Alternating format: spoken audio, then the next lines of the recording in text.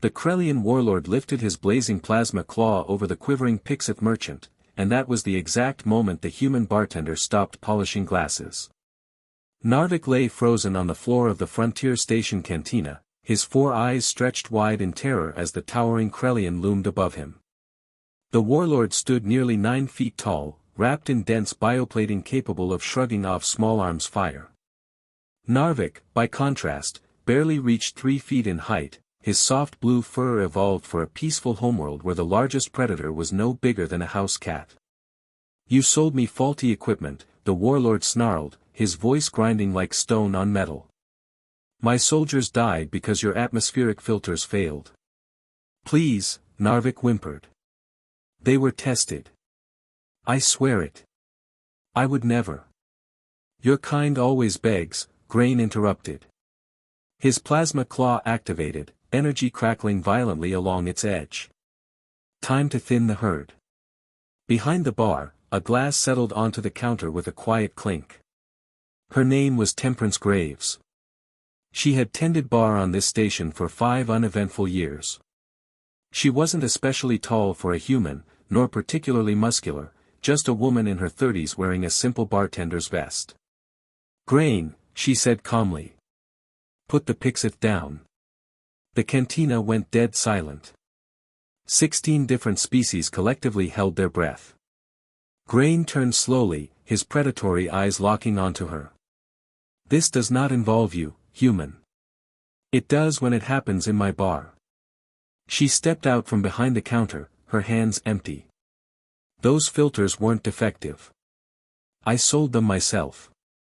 Certified distributor. If your soldiers died, someone on your crew installed them incorrectly, or sabotaged them. You accuse me of incompetence." Grain growled. "I accuse you of blaming the wrong person." Temperance stopped 10 feet away. "Now put him down." Grain's mandibles clicked in amusement. "Or what? You'll fight me? You're unarmed." "I am a veteran of 17 campaigns. And I'm asking nicely," she replied, her voice steady. "There won't be another warning." "Then die with him." Grain swung. What followed lasted 3 seconds, and would be dissected in combat academies for decades. Temperance moved into the strike. She ducked beneath the plasma claw, pivoted sharply, and drove her elbow into a narrow seam where Grain's bioarmor segmented near the abdomen. The impact rang like a struck gong. Grain staggered. Impossible. His armor could withstand explosives. "First warning," Temperance said evenly. "Leave. Or I will tear you apart." Grain recovered with a roar, launching himself forward in a storm of flashing plasma. Both claws tore through the air, a lethal blur capable of disintegrating anything they touched. Temperance became fluid.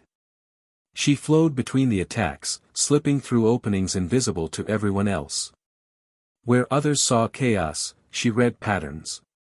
Where others saw death, she saw timing.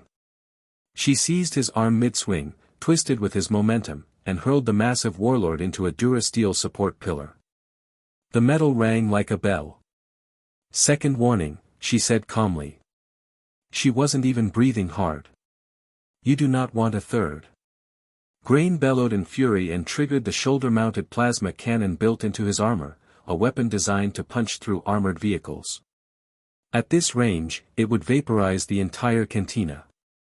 Temperance moved before the cannon finished charging. She ran up him, scaling his armored bulk like a ladder, fingers finding seams and joints. In one smooth motion, she jammed her hand into the cannon's charging port. The weapon screamed, overloaded, and died. She dropped back to the floor holding the cannon's power cell. It glowed dangerously in her hand, unstable and humming with lethal energy. "You have 5 seconds to leave," she said. "Or I drop this and we find out whose armor fails first." Grain stared. At the power cell. At the human who should never have been able to defeat him. At the witnesses who would spread this story across 100 systems. "This isn't over," he growled. "Yes," Temperance replied. "It is." Grain retreated, his warriors scrambling after him, their confidence shattered. Temperance knelt and helped Narvik to his feet. The Pixeth shook so violently his fur stood on end. "You saved me," Narvik whispered. "Why? We are nothing to you. Humans are powerful. Important. We are just merchants." Temperance handed him a drink. "Your customers," she said. "Your people. That's enough." She returned to the bar as if nothing extraordinary had happened. An hour later, Narvik still sat in his booth, stunned. An elderly Pixeth slid into the seat across from him, silver fur marking her as a clan elder. "Grandmother Barracks," Narvik breathed. "What just happened?" Barracks produced a battered data pad, its screen cracked but readable. "What happened," she said quietly, "is that you learned the first rule of galactic survival." She turned the screen toward him. Pixeth Survival Protocols. Rule 1 was bolded, highlighted, and underlined. Never provoke humans. Never threaten humans. Never harm humans. Never allow others to harm what humans protect. Rule 2 reads simply. There is no Rule 2. Rule 1 is sufficient. "I don't understand," Narvik said.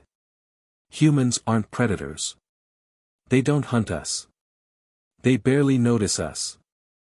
"That's because we follow Rule 1, Barracks replied. She scrolled through archived reports.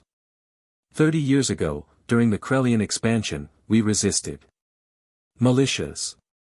Mercenaries. Fortifications. All failed. The Krellians crushed us world by world." She opened a video file dated 28 years earlier. A Krellian fleet hovered above a Pixeth colony, weapons primed. Then a single human vessel arrived, not a warship, but a medical frigate named Florence Nightingale. Its captain, Dr. Elias Crane, broadcast calmly across all channels. "There are civilians below. Children. Refugees. If you fire through us first." The Krellian commander laughed. "Your shields won't stop our weapons. Move or die." "We're not moving," Crane said. "And you won't fire. You cannot stop us." "I'm not stopping you," Crane replied evenly. "I'm marking you." Silence followed. "If you kill the Pixeth," he continued, "you kill us first. And when humanity learns you murdered medical personnel protecting refugees, your species will discover what happens next." The commander hesitated. "You threaten us with what?" "Not a threat," Crane said. "A promise. Ask the Vraxian Dominion how long their war lasted after attacking a human hospital ship." "How long?" the Krellian asked quietly. 47 hours. The fleet withdrew. Narvik stared at the screen, hearts pounding. "They backed down, because of one ship. Because humans protect the weak," Barracks said. "Not strategically. Instinctively." Incident after incident filled the screen, human freighters diverting to defend Pixeth transports, human peacekeepers appearing within hours to stop extortion, slavers vanishing after targeting the wrong convoy. "We are not allies," Barracks said. "We are not pets. We are innocent. And humans have a saying, touch the innocent and face the consequences." Temperance approached their table, setting down fresh drinks. "Why do you do it?" Narvik asked. "What do humans gain?" She smiled warmly. "Someone has to. Power means responsibility. And because you matter." She walked away. Narvik began typing. "We need an appendix. Stay close to humans. Treat them with respect. Remember when they protect you. Tell others the truth, humans help because they choose to." Barracks nodded. "Good."